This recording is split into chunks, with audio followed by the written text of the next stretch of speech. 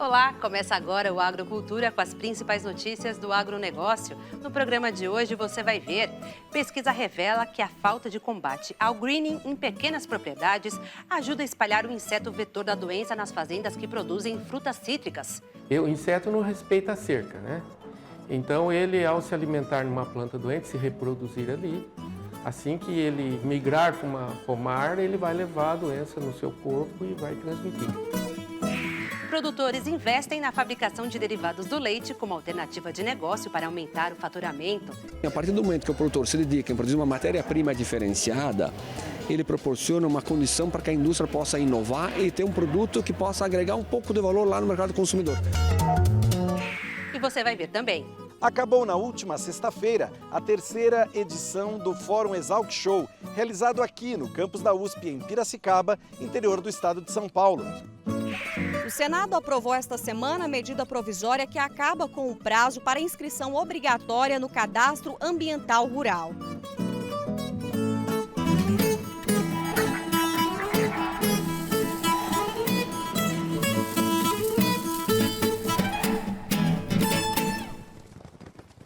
Dragão amarelo. Assim também é conhecida a mais devastadora doença da citricultura, o greening. Atinge laranjas, limões, tangerinas e limas. Pesquisadores de todo o mundo tentam barrar o avanço da praga, que deixa as folhas amarelas e frutos deformados, imprestáveis para o consumo.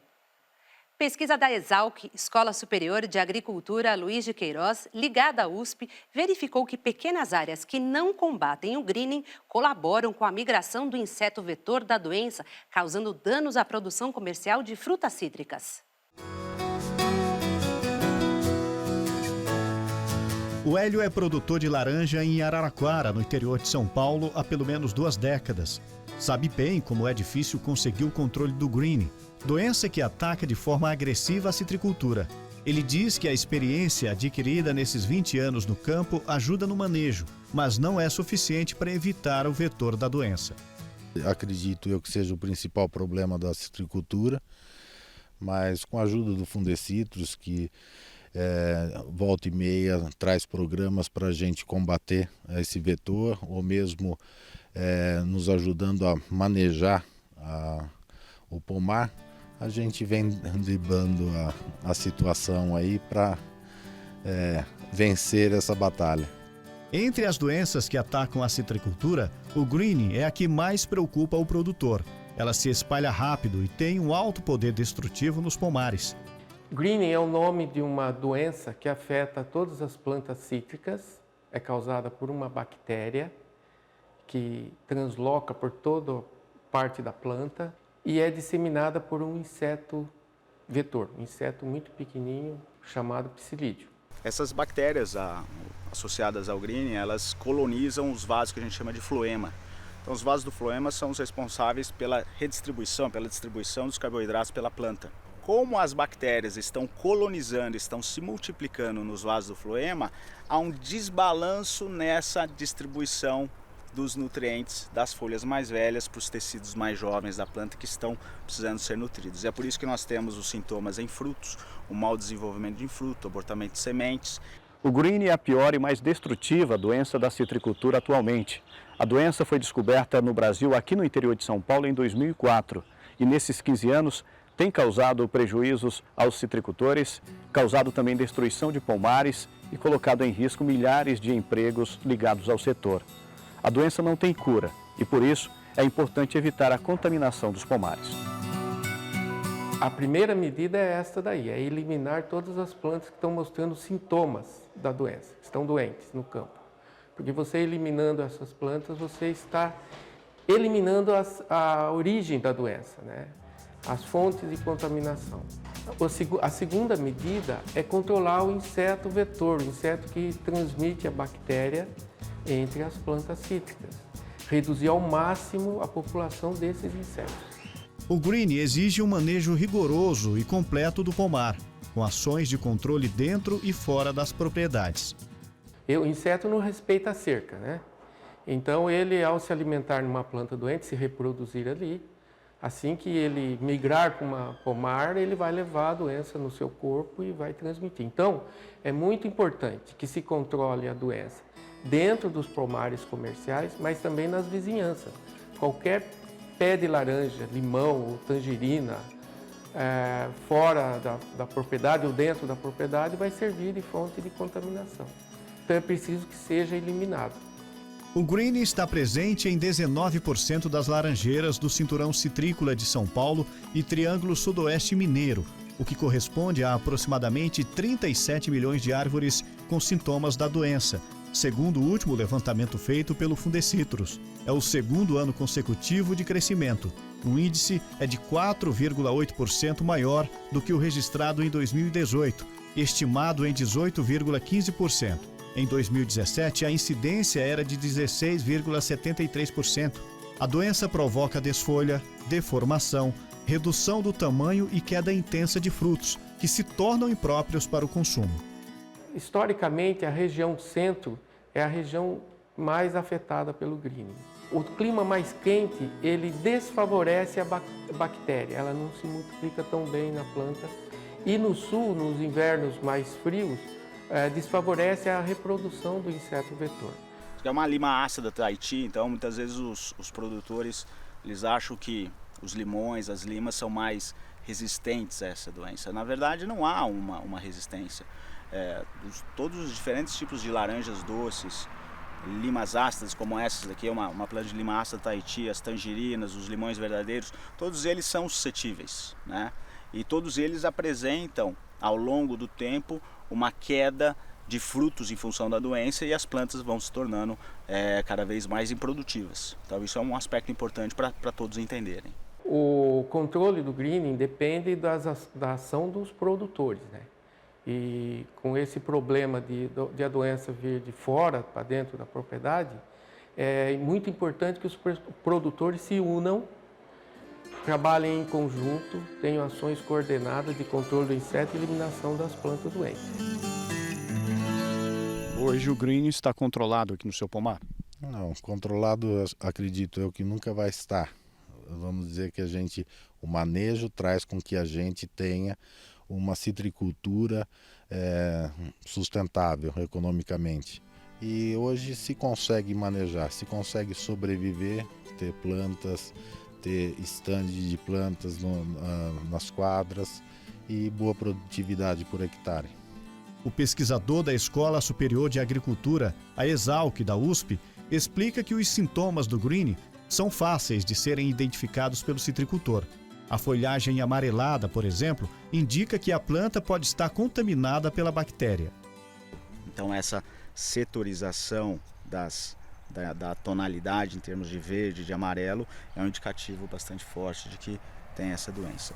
O produtor, caso ele tenha dúvidas em termos de sintomas, ele pode fazer uso do serviço de diagnóstico. Mais de um laboratório tem esse serviço, muitas vezes esse serviço é gratuito, dependendo do laboratório que ele procura. Então, no caso de dúvidas, o produtor ele consegue com certa facilidade receber treinamento para os inspetores e até, no caso de dúvidas, confirmar se realmente as plantas têm os sintomas, tem a bactéria ali presente se desenvolvendo nos vasos da planta.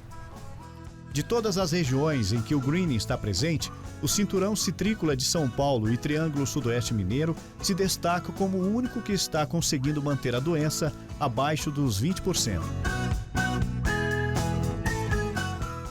Você vai ver ainda nesta edição a produção de derivados de leite no Brasil.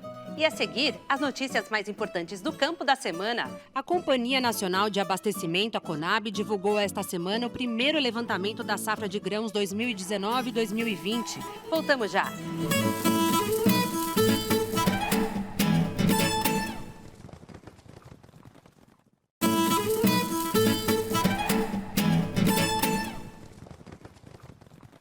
Confira agora as principais notícias do campo desta semana.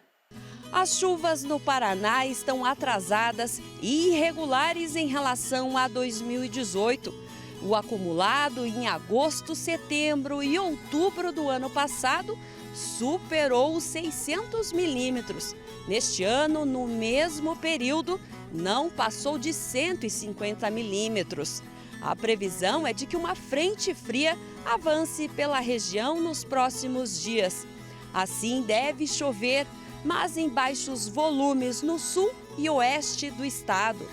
Com a chuva insuficiente, a janela ideal para o plantio da safra de verão sofre atraso. Nesta situação, aumenta a possibilidade de replantio. Acabou na última sexta-feira a terceira edição do Fórum Exalc Show, realizado aqui no campus da USP, em Piracicaba, interior do estado de São Paulo. O tema deste ano foi Desafios e Oportunidades do Agro Brasileiro até 2030. Durante o evento, foram realizados debates, painéis e palestras com o objetivo de fomentar o empreendedorismo e a inovação na agricultura. O Senado aprovou esta semana a medida provisória que acaba com o prazo para inscrição obrigatória no Cadastro Ambiental Rural. O texto segue para a sanção do presidente Jair Bolsonaro. O cadastro é um registro eletrônico nacional para propriedades rurais. O objetivo é integrar informações ambientais da base de dados para o controle, monitoramento, planejamento ambiental e econômico, além do combate ao desmatamento. As exportações brasileiras de carne suína atingiram 58 mil toneladas em setembro, quase 3% a mais do que no mesmo período do ano passado. A epidemia de peste suína africana na China contribuiu com o resultado. No acumulado do ano, as exportações de carne de porco atingiram mais de 524 mil toneladas, alta de 12% se comparado aos 9 primeiros meses de 2018. As receitas cresceram 21%, totalizando 1 bilhão e 80 milhões de dólares, quase 4 bilhões e 400 mil reais. Já as exportações de carne de frango em setembro somaram 323 mil toneladas, queda de 11% em relação ao mesmo período do ano passado. As receitas caíram quase 7%, atingindo 538 milhões de dólares. O Programa de Garantia de Preços para a Agricultura Familiar concede em outubro desconto no crédito rural para a produção de 12 produtos: açaí, babaçu, borracha natural cultivada, castanha de caju, cará inhame, feijão calpi, laranja, mamona em baga, maracujá, mel, raiz de mandioca e tomate. Conforme portaria publicada nesta semana, o desconto, que começou a valer a partir do último dia 10, vai até 9 de novembro e tem como referência os preços praticados no mercado em setembro. Agricultores familiares de 18 estados terão direito ao bônus: Acre, Amazonas, Amapá, Maranhão, Piauí, Ceará, Rio Grande do Norte, Paraíba, Pernambuco, Alagoas, Sergipe, Bahia, Tocantins, Mato Grosso, Espírito Santo, Paraná, Santa Catarina e Rio Grande do Sul. Algumas culturas têm bônus acima de 50%, como é o caso do babaçu para agricultores do Maranhão. O produto, que tem preço de garantia de R$ 3,04 o quilo, teve valor de mercado em setembro de R$ 1,48, o que representa mais de 51% de desconto. Os produtores que tiveram queda de preço de mercado terão descontos no momento de amortização ou liquidação do crédito. O desconto será correspondente à diferença entre o preço de mercado e o de garantia. A Companhia Nacional de Abastecimento, a Conab, divulgou esta semana o primeiro levantamento da safra de grãos 2019-2020. A produção brasileira em fase de plantio está estimada em 245,8 milhões de toneladas, o que representa um aumento de 1,6%. São quase 4 milhões de toneladas a mais em comparação à safra 2018 e 2019, que foi de quase 242 milhões de toneladas. O levantamento aponta que a safra atual pode alcançar novo recorde. A previsão para a área plantada total no país está próxima a 64 milhões de hectares. O estudo indica também que a produção estimada para o milho, primeira safra, é de 26 milhões e 300 mil toneladas, 2,5% maior do que em 2018 e 2019. A safra de soja e algodão mantém tendência de crescimento na área cultivada. Já para o arroz e para o feijão, as tendências são de queda. Um estudo sobre produtividade da agricultura brasileira revela que no período de 1975 a 2018, o setor cresceu 3,36% em média ao ano. A taxa nesses 43 anos é superior à de países como Argentina, Austrália e China. O resultado foi impulsionado por investimentos em pesquisa, adoção de novos sistemas de produção, melhorias em infraestrutura, incluindo estradas e escoamento da produção para o exterior por portos do norte do país. O período de maior crescimento foi entre 2000 e 2009. O produto da agropecuária, que inclui leite, mel, além de abate de carne bovina e suína, por exemplo, aumentou acima de 5%. Segundo o estudo, o aumento da produtividade está associado à mão de obra mais qualificada e à eficiência no uso de máquinas e implementos, com ganhos de qualidade e treinamento. O estudo foi desenvolvido pela Secretaria de Política Agrícola do Ministério da Agricultura, Embrapa, Centro de Estudos Avançados em Economia Aplicada da USP e uso de dados do Departamento de Agricultura dos Estados Unidos. A agricultura brasileira sempre cresceu tradicionalmente expandindo a fronteira agrícola, ocupando novas áreas e cultivando-as para aumentar a produção. Em 1975, começou o processo de modernização tecnológica do agro e, a partir daí, começou a mandar a tecnologia. Um estudo recente, divulgado agora pelo Ministério da Agricultura, mostra que, nos últimos 43 anos, o aumento médio da produção agrícola no Brasil foi da ordem de 3,36% ao ano, na média dos últimos 43 anos.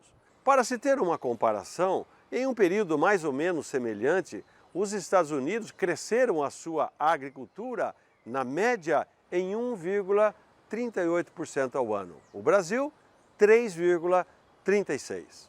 O mais importante desse estudo, divulgado pelo Ministério da Agricultura, conduzido por um grupo de economistas rurais e coordenado pelo José Garcia Gasques, é que eles mostraram que desse extraordinário crescimento da agricultura brasileira nos últimos quase 50 anos, 88,2% se explica pelo aumento da produtividade dos fatores de produção e apenas 11,2% pela expansão dos fatores. Ou seja, cada vez mais nós estamos intensificando a produção, produzindo mais por área cultivada.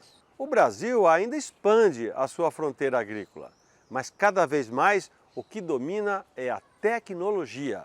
É por essa razão que o Brasil está se tornando uma potência agrícola mundial. Mais do que tamanho, está mostrando qualidade. E veja a seguir, com o mercado em alta, produtores investem na fabricação de derivados do leite. Voltamos já.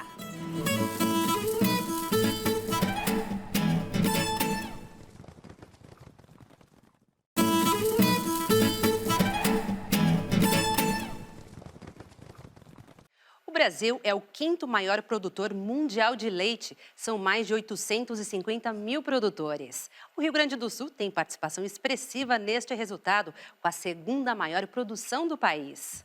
Boa parte da produção de leite é de pequenos produtores. Juntos agregam valor ao produto com a fabricação de queijos, iogurtes e bebidas lácteas. Leite, uma paixão do campo, ou melhor, uma paixão do homem do campo. Tem que gostar, nós gostamos bastante. Eu, a mulher, os filhos gostam bastante. A pecuária leiteira se confunde com as histórias de muitas famílias Brasil afora. No Rio Grande do Sul, não é diferente. Começou com meu sogro em 1961, numa parceria com os irmãos. E aí depois, então, em 2004, eu e a Ângela assumimos, então, a gerência do rebanho. Há 18 anos, comecemos com uma vaca para leite, para as crianças, para o gasto, assim. Aí fomos indo, crescendo, melhorando, sanidade dos animais. Aí os dois filhos cresceram, sentiram o gostinho de trabalhar com vaca de leite. Aí fomos aumentando até hoje. O seu Paulo se orgulha da trajetória construída. As fotos não mentem. Entre as 63 vacas holandesas criadas na propriedade em Antagorda, no Rio Grande do Sul, estão grandes campeãs de concursos de leite pelo estado. O reconhecimento reflete a qualidade do leite produzido. Estamos fazendo 3 ordenhas, uma de manhã às 6, às 2 da tarde e às 10 da noite. Aí de manhã, levantamos lá, comemos um chimarrão, o cara, ok, vamos fazer hoje. Aí o cara já divide as tarefas, que já é diária, todos os dias, sempre a mesma coisa. Então é bom ter uma conversa assim, muito bom, bom mesmo. Porque eu sempre digo, a família em primeiro lugar. Então é gratificante, né? O Marcos apostou na criação da raça Jersey na propriedade em Santa Rosa, noroeste gaúcho. A raça ela é apaixonante pelos números que ela apresenta, muita fertilidade, muita qualidade de leite, muita saúde, né, nessas vacas. Produz 1.100, 1.000 litros por dia. E o nosso leite hoje vai para a Lactalis e, enfim, a gente participa de bastante exposições e coisa para promover a raça Jersey, que é fantástica. Essas pessoas trabalham dia e noite, sábado e domingo, não tem feriado, não tem final de semana, se está chovendo, não está chovendo, tem sol, estão trabalhando. Então, são profissionais do meio rural que merecem todo o nosso respeito, todo o nosso aplauso, porque tem que ser apaixonados, tem que ser pessoas dedicadas e pessoas profissionais, porque para se manter numa atividade tão trabalhosa quanto é a atividade essa, né? Que às vezes eu fico comparando com outras atividades, com outras culturas. Bom, a cultura do grão, bom, às vezes tem 3 meses por ano, 4 meses por ano, depende daquilo que fazem. A atividade do leite é 365 dias, então esse povo do interior, esse pequeno produtor, esses produtores maiores, tanto faz o tamanho do produtor, eles merecem nossos aplausos porque são pessoas que criam diferenciais e têm todo o nosso elogio. A criação de gado de leite no Brasil vem sendo praticada desde o período da colonização portuguesa.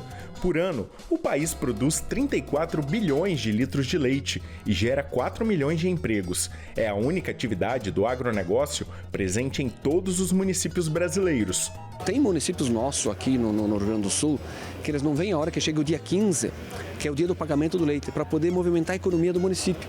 Então ele é tão fundamental, mas tão fundamental, que no dia 15, que é o dia que se paga o leite, é que o produtor sai da sua propriedade, vai até ao centro da sua cidade e aí movimenta a economia como um todo, aí o comércio, o empresário, o posto, todo mundo fica feliz porque gira a economia como um todo. O Brasil é hoje o 5º maior produtor de leite do mundo e o Rio Grande do Sul tem grande participação neste resultado. O estado é o 2º que mais produz no país. Mas se compararmos com os nossos vizinhos argentinos e uruguaios, a produtividade do Brasil é considerada baixa. Os 850 mil produtores brasileiros produzem em média 110 litros de leite por dia. Já os 3.718 produtores uruguaios conseguem uma produção de 1.250 litros por propriedade por dia. Os argentinos, 2.800 litros de leite por dia por propriedade. Os produtores gaúchos estão um pouco acima da média nacional. Aqui no Rio Grande do Sul,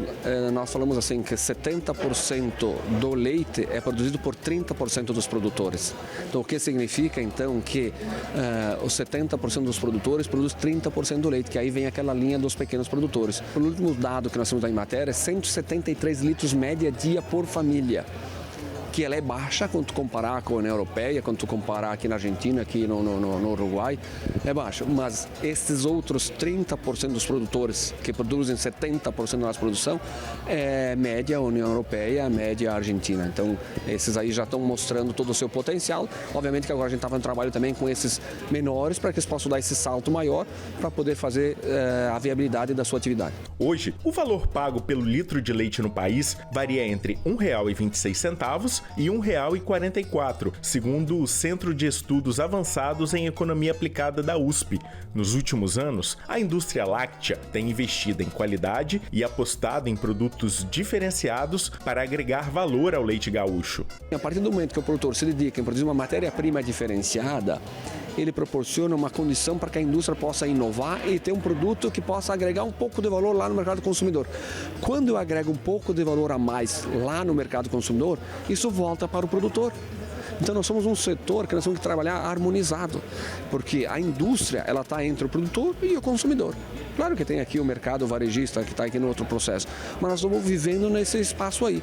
Qual é a obrigação da nossa indústria? É inovar e fazer produtos diferenciados e agregar valor. É desenvolver produtos que possam fazer para o bem da saúde das pessoas, não só para a sua alimentação, mas sim para a sua saúde. E a indústria gaúcha, como a indústria brasileira como um todo, tem feito muito trabalho dos produtos funcionais, por exemplo, zero lactose, redução de sódio, com probióticos, quer dizer, com proteínas, quer dizer, é uma série de produtos que tem feito a indústria para despertar novos hábitos de consumo. Para quê? Para sair da linha dos commodities, para agregar um pouquinho mais de valor, para que dela possa melhorar a sua condição como indústria, para poder também repassar ao produtor. É assim que funciona. Agora, a indústria não faz milagre. Se não vier uma matéria-prima diferenciada lá na casa do produtor, a indústria obviamente não vai fazer milagre. A exportação é outra saída para melhorar a renda dos produtores. Os recentes acordos com a União Europeia e com a China estão na mira da indústria. Eu vejo a China como o grande mercado para nós tirarmos esse produto daqui e a União Europeia principalmente no sentido de nós modernizarmos o parque industrial, né? Para que a gente tenha competitividade, eu tenho que ter equipamento, tem que ter equipamento de última geração. Hoje, essa questão da automatização se dá em poucas propriedades, aquela que já está no estágio maior, e eu tenho que popularizar isso, né? Então, o acordo da União Europeia e Mercosul eu vejo muito mais no primeiro momento na questão de tecnologia, industrial, até de questão de melhoria na alimentação com ingredientes que hoje não são produzidos aqui no Brasil. E como consequência eu vou ter condições de agredir mais, não só a China, como toda a Ásia. Eu vejo que é um casamento perfeito. E eles querem mais, melhorias em alguns gargalos para garantir a permanência e a sobrevivência do setor no mercado. Eu diria que o principal gargalo é o escoamento rodoviário, né? Hoje a gente tem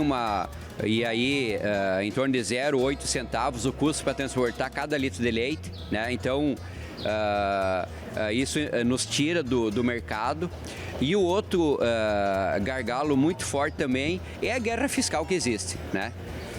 Eu vejo a questão da guerra fiscal bastante complexa e por isso que de novo, a exportação vai ser a maneira de nós poder, de certa maneira, equilibrar esse jogo, conseguir, de certa maneira, recuperar preço, tirando a pressão do mercado interno. Claro que ele se agravou e como o leite depende mais de 99% do mercado interno e a economia ainda não alçou voo, né? Então isso acaba tendo um viés mais prejudicial ao setor do leite, que eu acredito que o setor também tem amadurecido de trabalhar com pautas assim mais amplas, né? Não só a discussão de preço e sim a questão estrutural como um todo. Hoje a pecuária de leite garante o sustento da família do senhor, mas mesmo com esses altos e baixos, o senhor não pensou em desistir? Olha, por enquanto não. Até já tenho os 2 guris, sou vô, tenho um neto, ele já tem 3 anos, já está puxando as terneirinhas, então ele já está vindo com gostinho de gostar também. E acho que nós não vamos parar tão fácil, não.